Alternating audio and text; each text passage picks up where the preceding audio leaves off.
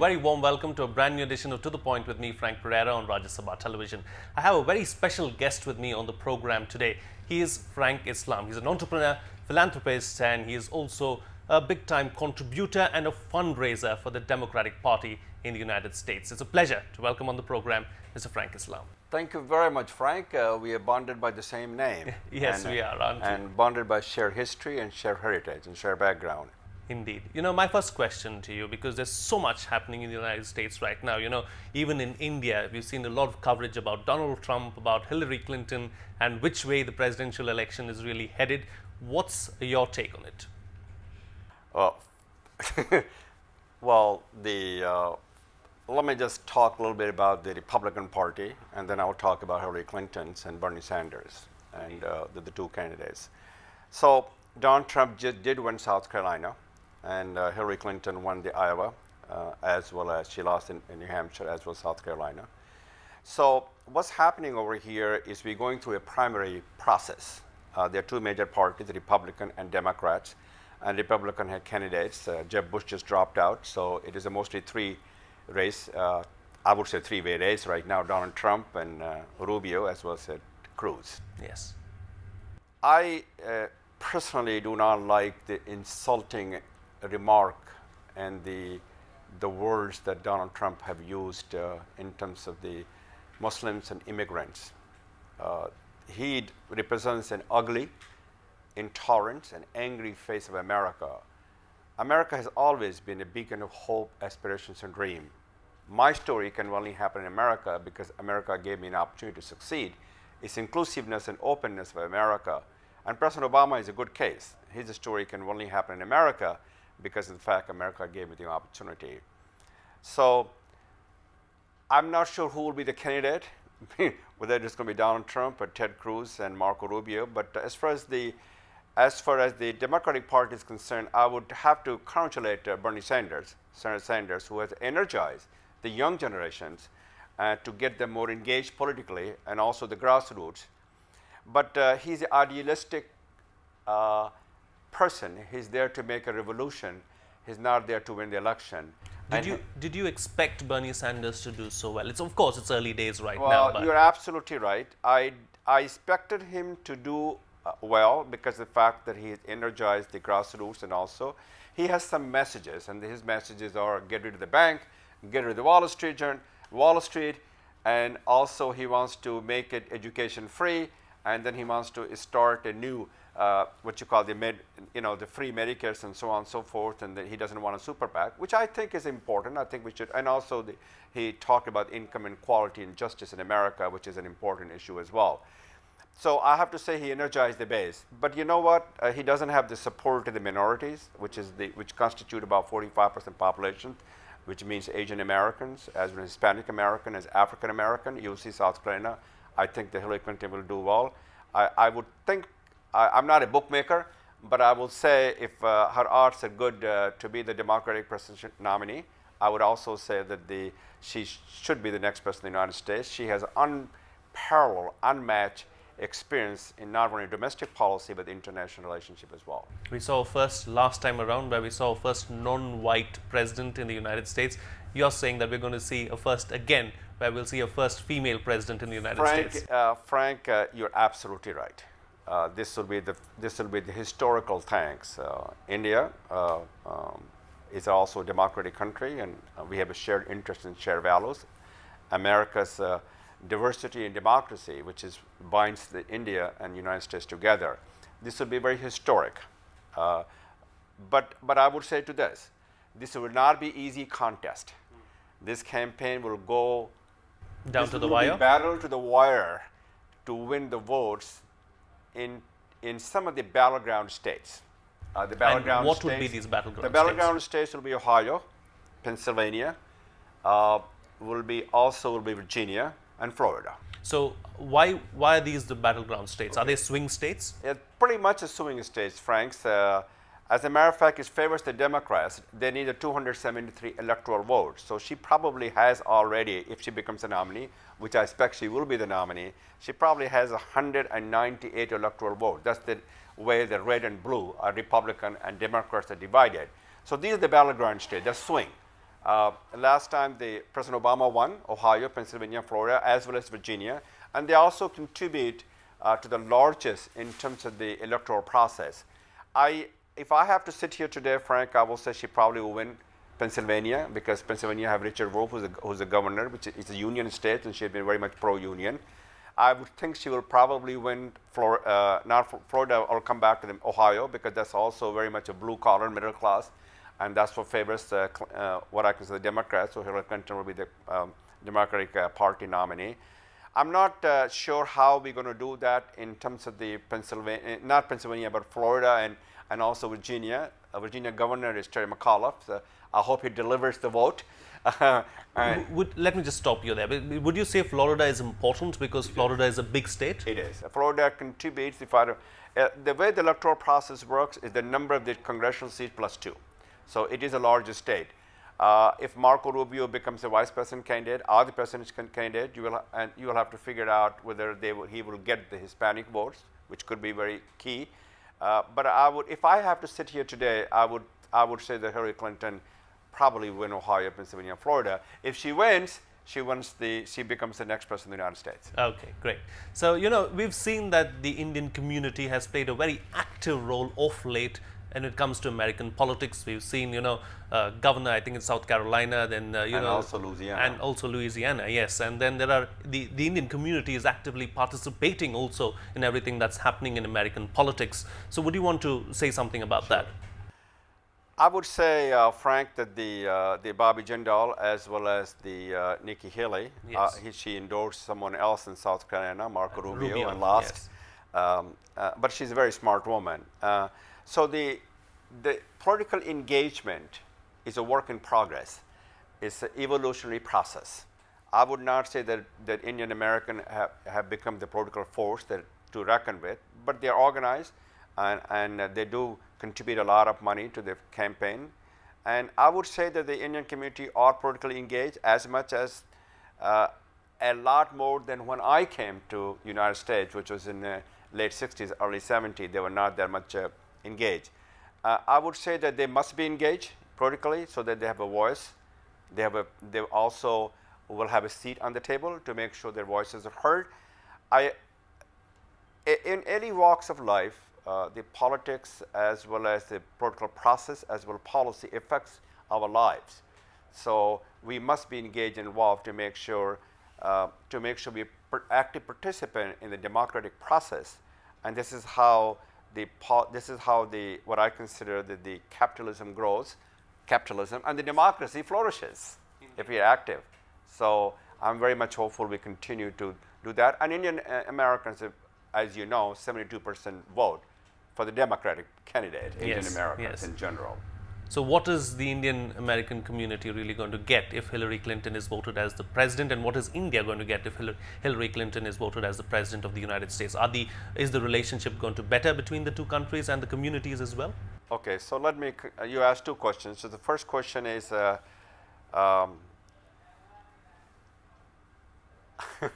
Indian American will have a seat on the table when she becomes the president of the United States. She's a staunch ally of India, and which is good for me and good for Indian Americans.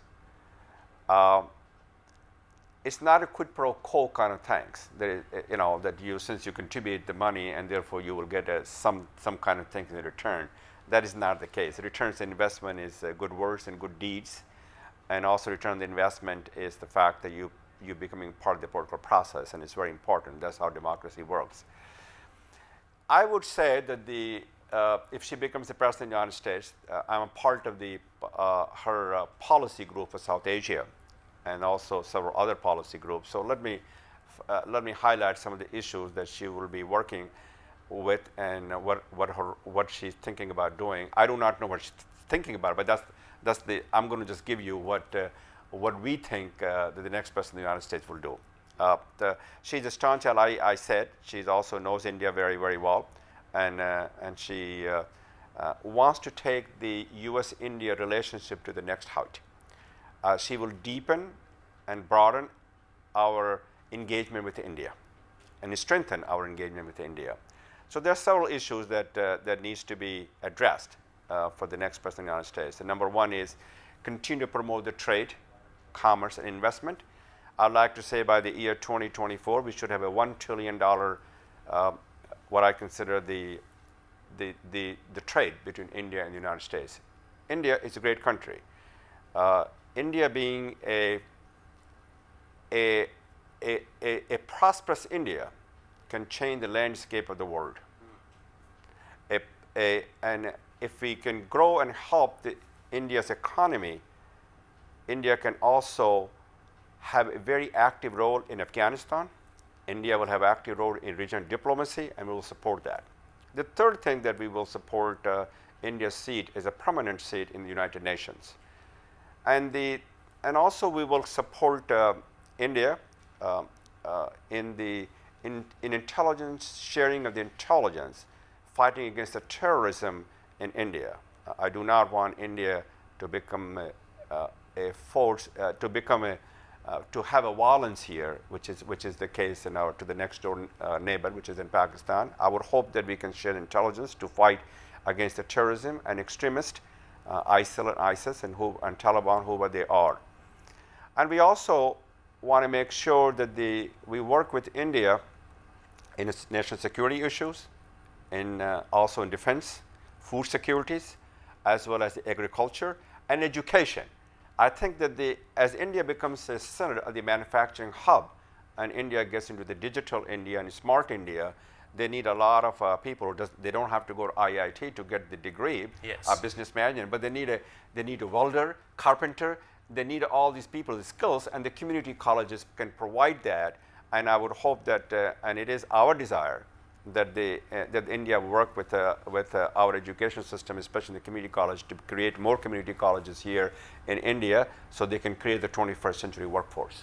Indeed. All right. On that note, we'll slip into a short break, but on the other side, we'll talk to Mr. Islam about all the philanthropy work that he does, and also what keen interest he holds as far as the education sector is concerned. Stay tuned. We'll be right back.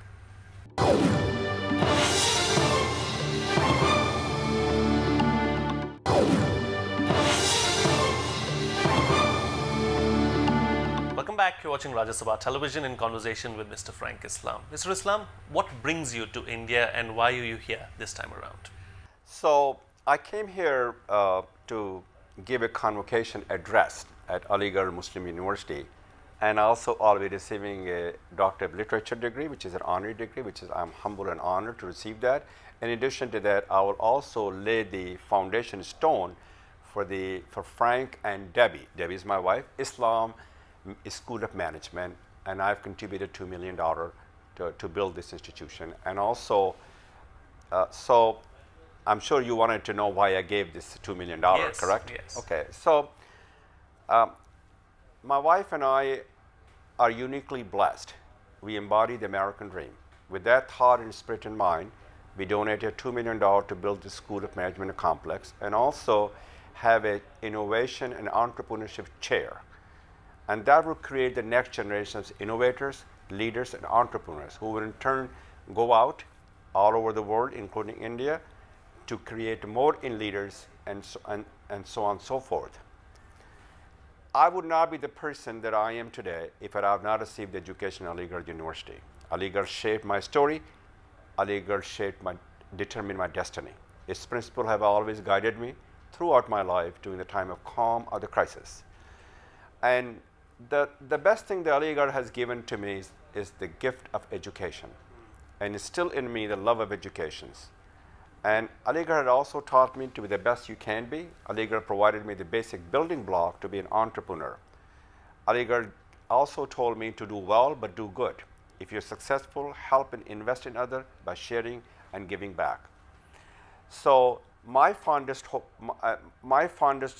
and expectation is that this is not a contribution, this is not a charity, but it's an investment that will yield exponential return. And my expectation is that I'm creating a next generation of philanthropists, and people should be inspired by my story, so they also give back to Aligarh, for that matter to India and to the world communities. And let me say this, Aligarh University students has always been our best hope. this is the way to keep their hope alive. And Aligarh has always been a beacon of hope, aspirations, and dream. And this is my way of saying thank you and keeping the hope alive. There's something that you said just now that, struck something in my mind. You said the gift of education. Would you say that the gift of education is the best thing that anybody can receive, and also the gift of education can rid the world of many evils? You're absolutely right. So, education is the gift that keeps on giving. Education propels individuals and moves the nations forward. Education is the best investment we can make to create the next generation of innovators, entrepreneurs, and leaders. Education is a powerful equalizer to get people out of the poverty. Poverty drains institutions. Poverty crushes the hope of the people. It's the education that gives them a dignity and respect. As President Obama said, education will be the currency of the 21st century. Education frees the human mind from the shackles of ignorance. It is the education that allowed me to cross the Atlantic Ocean, to embody the American dream. I was successful with the help of my friends, my colleagues.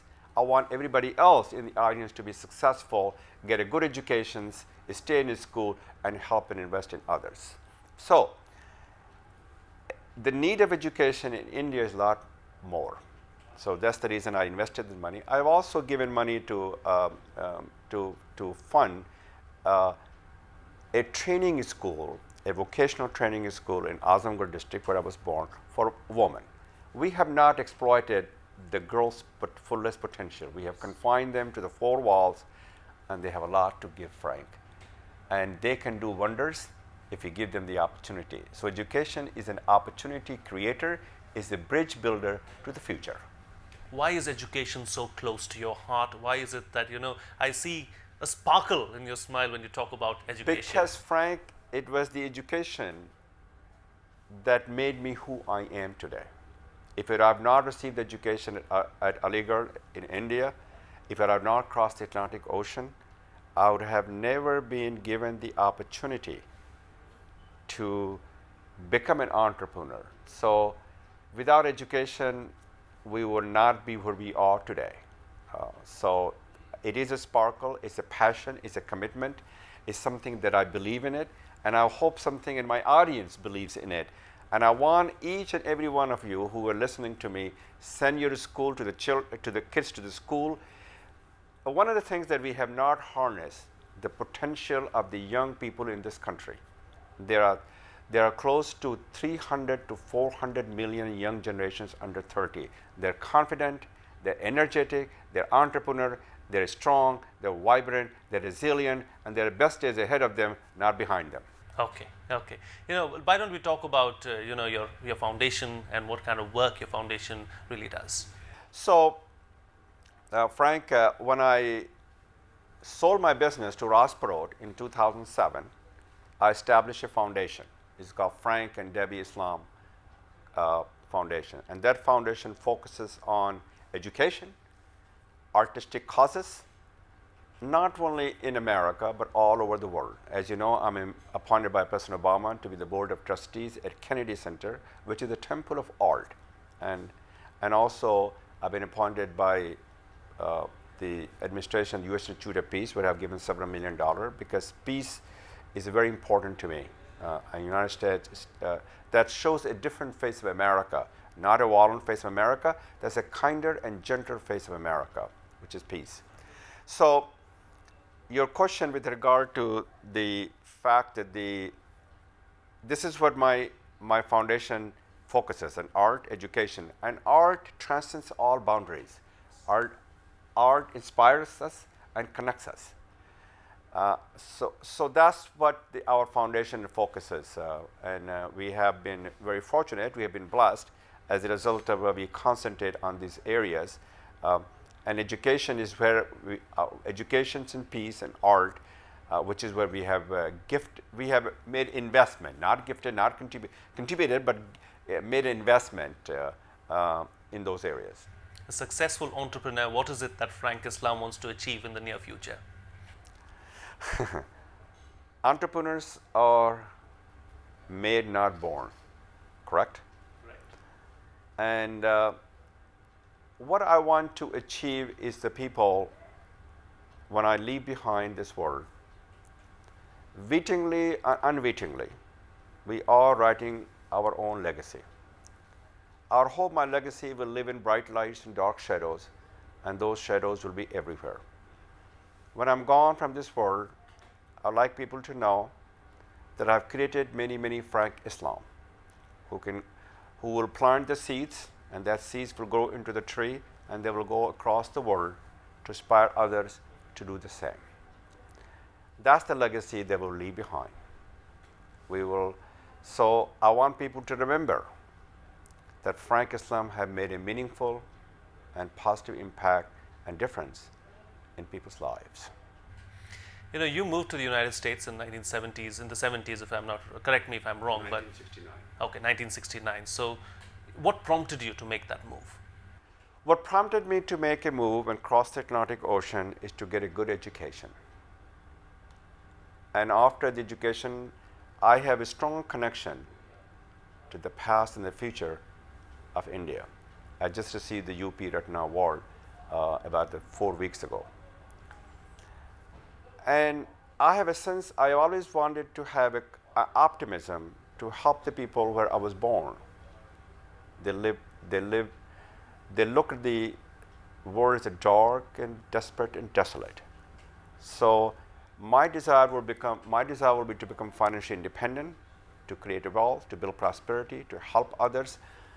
And that's the best way to do that, is to go to America. And I want people to realize it's America's inclusiveness that provided the opportunity to succeed. And that's something India needs to do. I would hope that India will also do the same, to give opportunity to other people, and also to make sure that we can give opportunity to the young people. So that's the reason I crossed the Atlantic Ocean, to get education, to become financially independent.